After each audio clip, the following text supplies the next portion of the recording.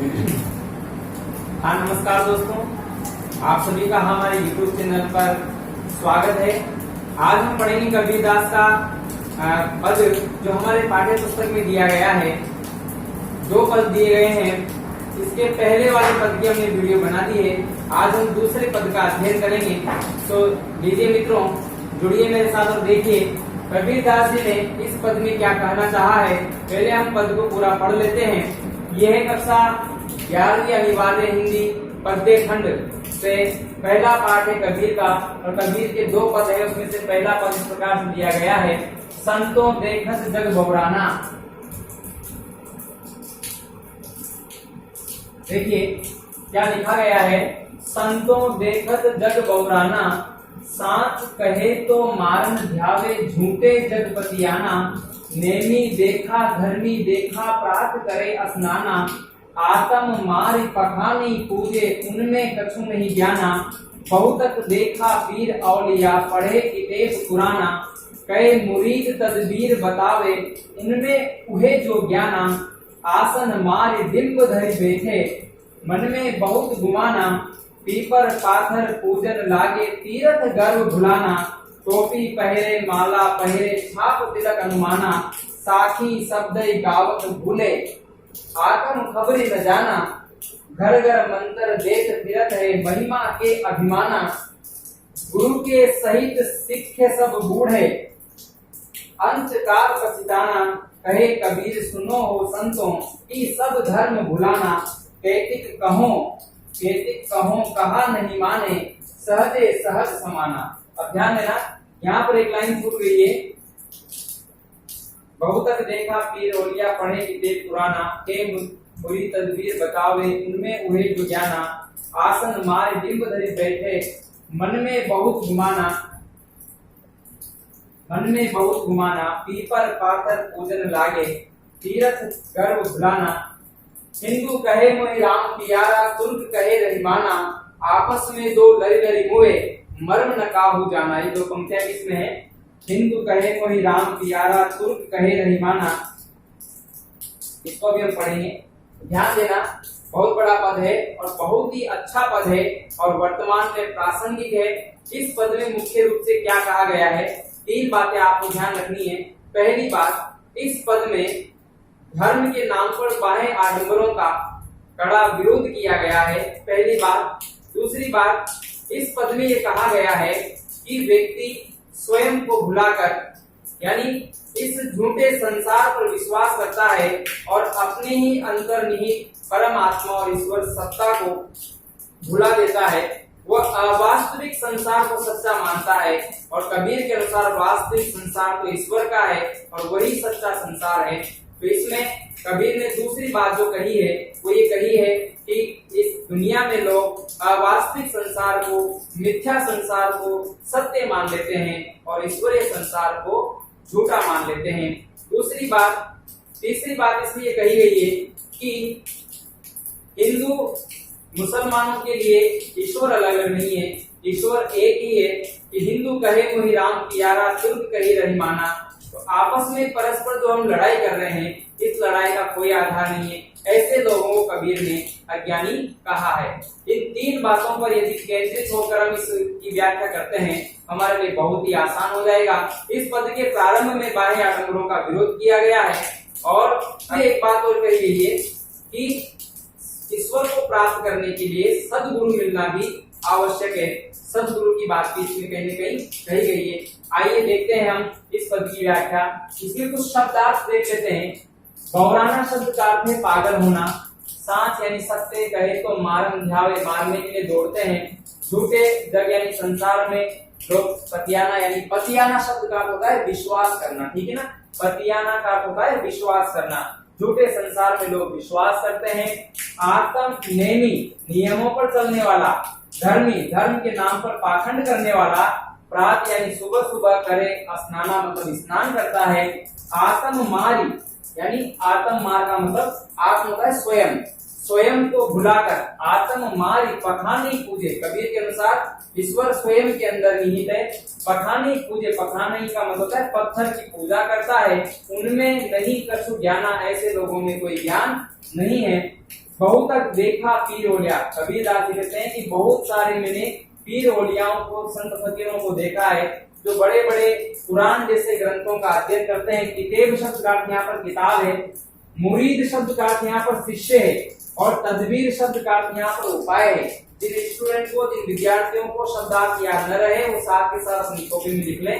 तदबीर शब्द का अर्थ है उपाय, बतावे मतलब बताते हैं। उनमें उन्हें जो ज्ञान के अनुसार आसन मारी, डिंब, डिंब का मतलब अभिमान या घमंड करना, मन में बहुत गुमाना, गुमाना मतलब अहंकार, ठीक है। पीपर पाथर पूजन लागे, पीपर और पत्थर की पूजा करने लगते हैं। तीर्थों पर जाते हैं और अपने आप में गर्व करते हैं, गर्व में भूले हुए हैं, भटके हुए हैं। टोपी पहने, क्या क्या आडंबर करते हैं लोग, टोपी पहनते हैं, माला पहनते हैं, छाप तिलक अनुमाना, अपने अपने अनुमान के अनुसार विभिन्न प्रकार के तिलक लगाते हैं। साथी शब्द गावत, कई प्रकार के भजन गाते हैं। आत्म खबरी न जाना, बहुत ही महत्वपूर्ण पंक्ति है वो। आत्म यानी स्वयं की खबर यानी स्वयं की पहचान ऐसे लोगों में नहीं है। खबरी मतलब यहाँ पर पहचान से है। आत्म खबरी न जाना, घर घर मंत्र देश तीर्थ है, महिमा के अभिमाना, बहुत ही आसान पंक्ति है। गुरु के सहित सिक्खे, यहाँ सिक्खे शब्द का अर्थ शिष्य है। बूढ़े, बूढ़े मतलब डूब जाना, अंत काल पछताना, ऐसे लोगों को अंत काल में पछताना पड़ता है। कहे कबीर सुनो हो संतों, ये सब धर्म भुलाना, ये सब लोग जो है धर्म को भूल चुके हैं। इन लोगों में धर्म की सही परिभाषा इनको याद नहीं है, धर्म का सच्चा स्वरूप इनको याद नहीं है। अभी मैं केवल शब्दार्थ बता रहा हूँ, उसके बाद हम इसकी व्याख्या देखेंगे। इसके बाद देखना, केतिक कहो इतना ही कहो, कहा नहीं माने, सहजे सहज समाना। सबसे महत्वपूर्ण पंक्ति इस पाठ की वो है सहजे सहज समाना, अर्थात ईश्वर को सहजता से प्राप्त होता है। ठीक है मित्रों, ये वो शब्दार्थ, और इस शब्दार्थ के बाद में हम देखते हैं इसकी व्याख्या। मैंने इसकी पहले वीडियो में बताया था आपको, किसी भी पद्यांश को पढ़ने से पूर्व उसका प्रसंग जान लेना चाहिए, उसकी व्याख्या, उसका संदर्भ। संदर्भ में तो प्रस्तुत अवतरण, प्रस्तुत पद हमारे पाठ्य पुस्तक आरोह के पद्यखंड कबीर द्वारा विरचित पदों से संकलित है, उद्धृत किया गया है। और अब इसका प्रसंग क्या है, प्रसंग सुन लीजिए। प्रस्तुत पद्यांश में कबीरदास जी ने धर्म के नाम पर बाह्य आडंबरों का विरोध किया है और लोगों को बताया है कि ये संसार मिथ्या है, क्योंकि संसार के लोग इस मिथ्या संसार में विश्वास करते हैं और जो ईश्वरीय संसार है उसको अवास्तविक मानते हैं, उसको झूठा मानते हैं, जबकि उसको वास्तविक संसार, ईश्वरीय संसार को ही मानना चाहिए। और इसमें जो है गुरु और सदगुरु की भी महिमा का बखान किया गया है। अज्ञानी गुरु की शरण में जाकर या उसके अनुयायी बनकर हम इस परम सत्ता, परम ब्रह्म को या ईश्वर को प्राप्त नहीं कर सकते। ईश्वर सहजता से प्राप्त होता है, बाह्य आडंबरों से नहीं। दो तीन बातें आपको प्रसंग में लिखनी है और इसके बाद आते हैं हम व्याख्या पर। अब ध्यान देना, कबीरदास कहते हैं, संतों देखत जग बौराना, सांस कहे तो मारन झावे, झूठे जगपतियाना। पतियाना मतलब विश्वास करना। कबीरदास जी कहते हैं कि हे संतों, संतों शब्द का जो संबोधन है ये कबीर के अनुयायियों के लिए किया है। जो कबीर के अनुयायी या उनके जो भक्त हैं उनके लिए कहा है कि हे संतों देखो, अरे देखो ये संसार तो भौरा गया है, संसार तो पागल हो गया है। संसार के लोगों को यदि कोई सत्य मार्ग पर चलने के लिए कहा जाए तो ये लोग उल्टे मारने के लिए दौड़ते हैं, या अनर्गल बातें करते हैं, या हमारी बातों का विरोध करते हैं और इस झूठे जग पतियाना, झूठे संसार पर ये विश्वास करते हैं। इस सांसारिक माया मोह, भ्रम और तमाम प्रकार के आकर्षणों पर या समस्त आकर्षणों पर मोहित होकर इसे ही वास्तविक, इसे ही सत्य मान लेते हैं, इसी को परम सुख का कारण समझ लेते हैं, जो कि इन लोगों का भ्रम है। ठीक है, और आगे कहते हैं कि लोग ईश्वर के को प्राप्त करने के लिए कई प्रकार के बाह्य आडंबर अपनाते हैं, कई प्रकार के ढोंग ढकोसला करते हैं। कबीरदास जी इसी क्रम में आगे कहते हैं कि मैंने कई लोगों को देखा है जो नियमों का बड़ी कठोर नियमों का, धर्म के कठोर नियमों का पालन करते हैं, धर्म के नाम पर पाखंड करते हैं। अरे प्रात करे स्नाना, प्रातः सुबह सुबह जल्दी उठकर स्नान करते हैं और क्या क्या करते हैं देखो ईश्वर को पाने के लिए या अपनी भक्ति का दिखावा करने के लिए क्या क्या करते हैं लोग। नेमी देखा धर्मी देखा पाठ करे स्नाना, मैंने नियमों का पालन करने वाला देखा है, धर्म के नाम पर पाखंड करने वाले लोगों को देखा है, और सुबह सुबह उठकर जो है स्नान करने वालों को देखा है। ऐसे लोग आत्म मारी, आत्मा को भुलाकर, स्वयं को आत्मा को मारकर अर्थात आत्मशक्ति को खोकर, अपनी आत्मशक्ति से विहीन होकर क्या करते हैं, पखाने कूदे। ये स्वयं को भुलाकर, यानी स्वयं को भुलाने से तात्पर्य क्या है कि सच्चा ज्ञान तो यही है कि आत्मा ही परमात्मा है, और इस ज्ञान को, इस जानकारी को भुलाकर पखाने कूदे। ये किसी पत्थर की पूजा करने के लिए जाते हैं, पत्थर को पूजते हैं और उनमें कछु नहीं जाना। ऐसे लोगों में कोई ज्ञान नहीं है। कबीर के अनुसार ऐसे लोग अज्ञानी हैं। बताओ कबीर के अनुसार कौन से लोग अज्ञानी हैं? इस प्रश्न का जवाब आपको जो है सोचना है। ऐसे लोग कबीर के अनुसार अज्ञानी हैं। बहुतक देखा पीर ओलिया, कबीरदास कहते हैं मैंने बहुत से पीर ओलिया, संत फकीरों को देखा है। कई सारे फकीरों को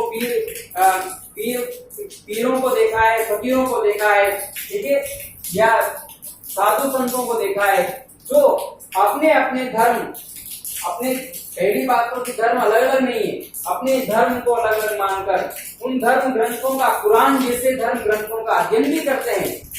किताब पुराना, किताब का मतलब किताब या ग्रंथ से अपने अपने धर्म ग्रंथों का अध्ययन भी करते हैं, लेकिन वो उसका सार या उसकी गहराई को नहीं जानते।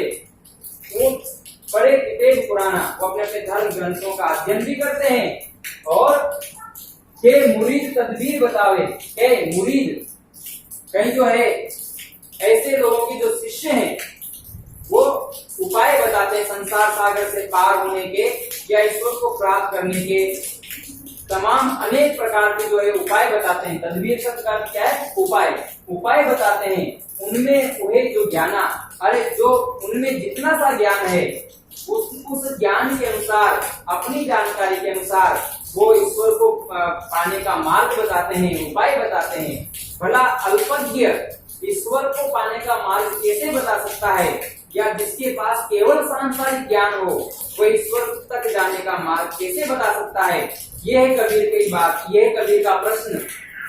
जो लोग खुद अज्ञानी हैं वो भला ईश्वर तक व्यक्ति को कैसे पहुंचा सकता है? अब अज्ञानी होने का प्रमाण क्या है? अरे अज्ञानी होने का प्रमाण यही है कि वो नियमों का पालन करते हैं, स्नान करते हैं, पत्थर की पूजा करते हैं, वो भला ईश्वर तक दूसरों को कैसे पहुंचा सकते हैं? तो इसीलिए कबीर ने कहा है कि के मुरीद, कई शिष्य उपाय बताते हैं। अरे जितना सा उनके पास ज्ञान है, सांसारिक ज्ञान जो उन्होंने अर्जित किया है, उस ज्ञान के अनुसार वो ईश्वर तक पहुंचाने का मार्ग प्रशस्त करते हैं। तो ऐसे उपायों से भला व्यक्ति ईश्वर तक कैसे पहुंच सकता है?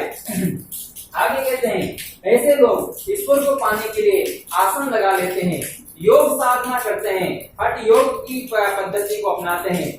वो आसन मार लेते हैं, बिंब धरी बैठे, मन में बहुत सारा अहंकार भर के, मन में बहुत सारी इच्छाएं भर के जो है आसन मार लेते हैं, आसन लगा लेते हैं, और मन में बहुत मुझे मन में तो बहुत सारा अहंकार है। कहते हैं कि अहंकार मानव का सबसे बड़ा शत्रु है।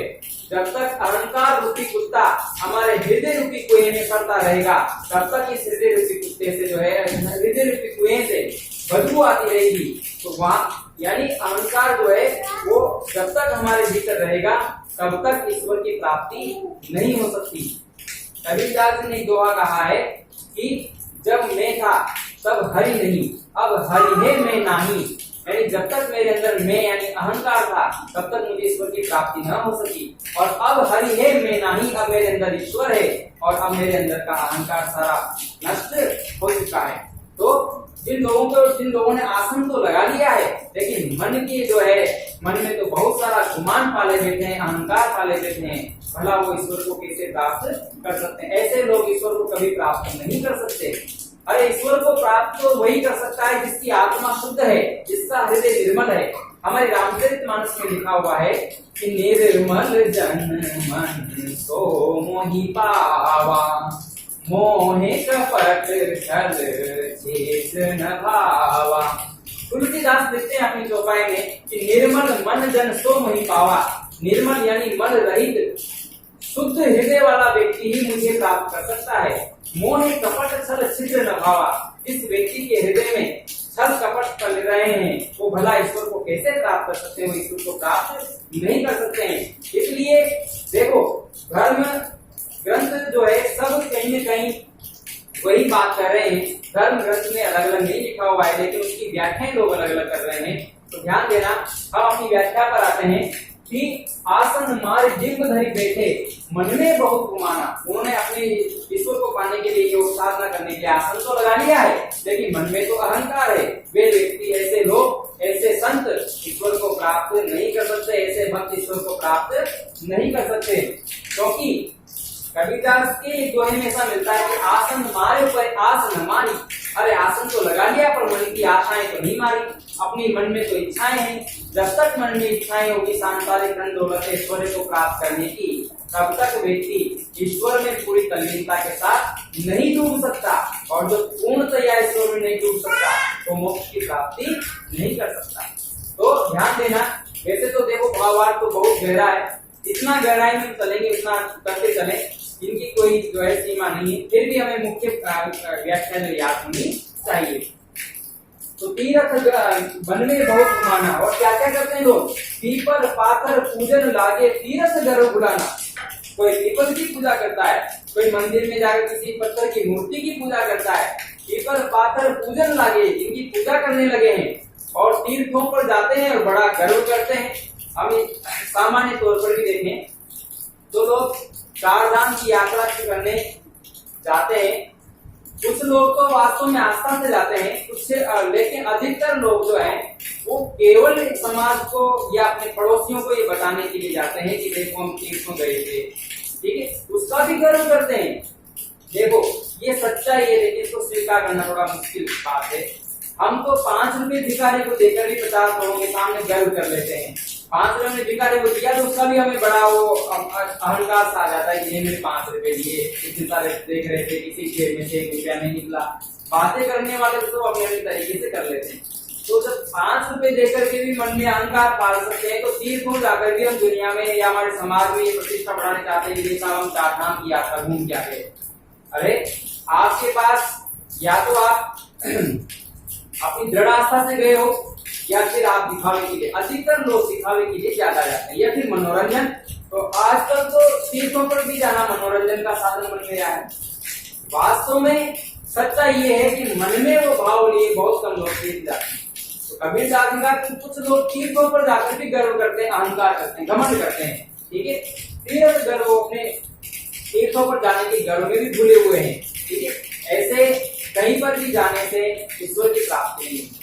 ईश्वर की प्राप्ति होती है आत्मा की शुद्धता से और कर्म की पवित्रता से। जिसके कर्म अच्छे हैं और जिसकी आत्मा शुद्ध है, वे व्यक्ति ईश्वर को प्राप्त कर सकते हैं। भले वो किसी तीर्थ पर जाए या न जाए, किसी मंदिर पर माथा टेकने जाए या न जाए, कर्म ही पूजा ऐसा कहा जाता है। ध्यान देना, पीपल पाथर पूजन लागे तीर्थ गर्व बुलाना। लोग तो पीपल और पत्थर की पूजा करने लगे हैं और तीर्थों पर जाकर उसी के गर्व में भूले हुए हैं, ठीक है। और क्या क्या करते हैं? कोई टोपी पहनता है, क्या क्या वेशभूषा पर प्रहार किया है। कोई अलग अलग धर्म संप्रदायों की अलग अलग जो है वेशभूषा है, उस वेशभूषा पर प्रहार किया है। कोई तो टोपी पहनता है, कोई बड़ी बड़ी मालाएं लटकाता है। बहुत से साधु संत हम ऐसे देखते हैं कि मालाओं से पूरा यहाँ से लेकर यहाँ तक पूरा शरीर भरा रहता है। हाथों में भी माला, गले में भी 10-20 मालाएं, ठीक है। सारा पूरे शरीर को मालाओं से ढक लेते हैं और कई प्रकार के मोती उसके दिखाई देते हैं। तो माला पहरे, टोपी पहरे और छाप तिलक अनुमाना, अपने अपने अनुमान के अनुसार। अलग अलग संप्रदाय की अलग अलग मान्यताएं। कोई रामानंदी तिलक लगाता है, कोई केवल काले राख का तिलक लगाता है, कोई बहुत बड़ा गोल तिलक लगाता है, कोई हाथों में, कोई कानों में, नाक में, सब जगह तिलक लगाते हैं। अपने अपने अनुमान, अपने अपने धर्म संप्रदाय की मान्यताओं के अनुसार लोग विभिन्न प्रकार के तिलक छापे लगाते हैं। उन पर भी कबीर ने प्रहार किया है। क्या कहा है? कोई टोपी पहनता है, कोई माला पहनते हैं, कोई अपने अपने संप्रदाय की मान्यताओं के अनुसार विभिन्न प्रकार के तिलक छापे लगा लेते हैं। यही व्याख्या, जैसे मैं बोल रहा हूँ वैसे ही लिख देना है बोले, ठीक है। तो छाप तिलक अनुमाना, और क्या करते हैं? साथी शब्द गावत भूले। कई लोग तो जो है जोर जोर से भजन भी गाते हैं, भजनों का भी गायन करते हैं। साकी शब्द का मतलब यहाँ पर भजन है, कीर्तन है। तो भजन कीर्तन भी जो है बहुत शोर शराबे के साथ लोग करते हैं। अब देखो आजकल तो जैसे जागरण का जो चल रहा है, बहुत बड़े बड़े स्तर पर बड़े बड़े साउंड लगाकर जो है जागरण किए जाते हैं, ठीक है, भजन संध्याएं आयोजित होती है। लेकिन क्या उनमें से सभी जो भजन गा रहे हैं या जो गवा रहे हैं, क्या वो आत्मा से शुद्ध है, क्या वो आत्मा से पवित्र है? ये प्रश्न है। कुल मिलाकर प्रश्न है आत्मा की पवित्रता का, ठीक है। ये केवल हमारे पाठ्यक्रम में है, इसलिए नहीं पढ़नी चाहिए मित्रों। ये हमारे आत्मिक ज्ञान को बढ़ाने के लिए भी ये चीजें जो है, ये बातें हमारे जीवन का मार्गदर्शन करती है, हमें जीवन जीने की प्रेरणा देती है, हमें तरीका बताती है कि जीवन कैसे जीना चाहिए। आत्म परिष्कार का भी हमें जो है होता है। ध्यान देना, साकी शब्द गावत भूले आत्म खबर निराना। कुछ लोग जो है साकी शब्द या भजन संध्याएं करते हैं, लेकिन वो आत्म खबर निराना, स्वयं की पहचान उनको नहीं है। अज्ञानी लोग हैं ये, जिनको ये पता ही नहीं है, ज्ञान ही नहीं है कि ईश्वर तो मेरे ही अंदर विद्यमान है, मैं ईश्वर को ढूंढने की कहीं आवश्यकता नहीं है, उसको पाने के लिए सब बाह्य आडंबरों की आवश्यकता नहीं है। कबीरदास जी ने अपने पद में कहा है कि उन्होंने कहा है कि नामे मंदिर नामे मस्जिद ना काबे के लाश में, और मोह को कहा ढूंढे रे बंदे मैं तो तेरे पास में। क्या गजब की बात है ये। नामे मंदिर नामे मस्जिद ना काबे के लाश में, मोह को कहा ढूंढे रे बंदे मैं तो तेरे पास में। तो कबीर तो अपने पास है, लेकिन लोगों को ये आत्म खबर ही नहीं है, ये आत्मज्ञान ही नहीं है। और क्या कहते हैं आगे कबीर, हिंदू कहे मुनि राम प्यारा, तुर्क कहे रहीमाना। हिंदू कहते हैं कि मुझे तो राम प्रिय लगते हैं, तुर्की या मुस्लिम लोग कहते हैं, तुर्क या मुस्लिम लोग कहते हैं हमें रहीम प्रिय लगते हैं। तो लेकिन हिंदू कहे मुनि राम प्यारा, तुर्क कहे रहीमाना। मुस्लिम लोगों के लिए अल्लाह प्रिय है, हिंदुओं के लिए राम प्रिय है, किसी के लिए रहीम प्रिय है। तो लेकिन ईश्वर तो एक है, ईश्वर अलग अलग नहीं है। हिंदू कहे मुनि राम प्यारा, तुर्क कहे रहीमाना, और आपस में दो लड़ी मुए मर्म न काहू जाना। दोनों परस्पर इस अलग अलग ईश्वर के लिए लड़ते भी हैं, अलग अलग संप्रदाय के लिए लड़ते भी हैं, लेकिन वो धर्म का रहस्य ही नहीं जानते। मर्म यानी रहस्य, वो धर्म का रहस्य नहीं जानते। और धर्म का रहस्य क्या है? ईश्वर तो एक है। इससे बढ़िया तो जो है साईं बाबा को मानने वाले हैं, तो कहते हैं कि सबका मालिक एक, तो वो सत्य है, ठीक है। ध्यान देना, मर्म न काहू जाना। और आगे लिखा गया है कि घर घर मंत्र देश तीर्थ है। कुछ गुरु, कुछ साधु जो है अपने स्वयं को ज्ञानी समझकर अपने अनुयायी बढ़ाने के लिए घर घर जाकर मंत्र देते हैं, गुरु मंत्र देते हैं। अपने शिष्यों की संख्या में वृद्धि करने के लिए, अपने अनुयायियों की संख्या को बढ़ाने के लिए घर घर जाकर भी मंत्र देते हैं। घर घर मंत्र देते तीर्थ महिमा की अभिमाना। इनको इस बात अपनी महिमा का भी अभिमान है कि मुझे मेरे कितने अनुयायी हैं और कितने अनुयायी जो है बढ़ते जा रहे हैं। तो ध्यान देना, उनको अपनी महिमा का अभिमान है, और वो अपनी महिमा के अभिमान में आकर और अपने अनुयायियों को बढ़ाने के लिए घर घर जाकर ही मंत्र देते हैं। अरे घर घर जाकर गुरु मंत्र देना ये कहाँ की अच्छी बात है। कई लोग घूमते रहते हैं कि मेरा शिष्य बन जा, मेरा अनुयायी बन जा। शिष्य खुद चलकर गुरु के पास आए, फिर गुरु देखे ये शिष्य बनने लायक भी है या नहीं। परंपराएं तो ये थी, ध्यान देना। फिर भी कुछ लोग को अपनी महिमा का अभिमान होता है, वो अपने अनुयायियों को बढ़ाने के लिए घर घर जाकर गुरु मंत्र देते हैं, लेकिन वे घर घर जाने वाले जो गुरु हैं ये अज्ञानी हैं, उनको आत्मज्ञान नहीं है। ऐसे गुरुओं से दीक्षित होकर हम अपने जीवन को अंधकारमय बना सकते हैं। कबीर ने यहाँ पर आपको सावधान भी किया है। घर घर मंत्र देश तीर्थ महिमा की अभिमाना, गुरु के सहित सिक्के सब बूढ़े अंत काल पछताना। ऐसे गुरु की अनुयायी बनकर, ऐसे गुरु के भक्त शिष्य बनकर हमें अंत काल में पछताना पड़ेगा। गुरु को जो है डूबेगा ही डूबेगा, और उसके साथ उसके शिष्य भी डूबेंगे मतलब उनका उद्धार नहीं होगा, वो सब अधोगति की ओर जाएंगे, उनका पतन होगा। गुरु सहित, गुरु के साथ शिष्य यानी शिष्य सब बूढ़े, यानी ऐसे गुरु के साथ उनके सभी शिष्य भी जो है डूबेंगे, उनका भी उद्धार नहीं हो सकता। कबीर ने एक जगह कहा है अपनी साखी में कि ज्ञाता गुरु की अंधला, चेला खरा निरंजन, और ठेलम ठेलिया दोनों करे दोनों को पढ़न। जिनका गुरु भी अंधा है और चेले भी अंधे, क्योंकि अंधे गुरु की दीक्षा वही लेंगे जो चेले भी अंधे हैं। ठीक है, इसलिए गुरु बनाने से पहले बहुत सोचना पड़ता है। कहा है कि अंधे अज्ञानी गुरु की अंधियाई बनकर लोग जो है अंत में उनको पछताना पड़ता है, उनको मोक्ष का द्वार प्राप्त नहीं होता।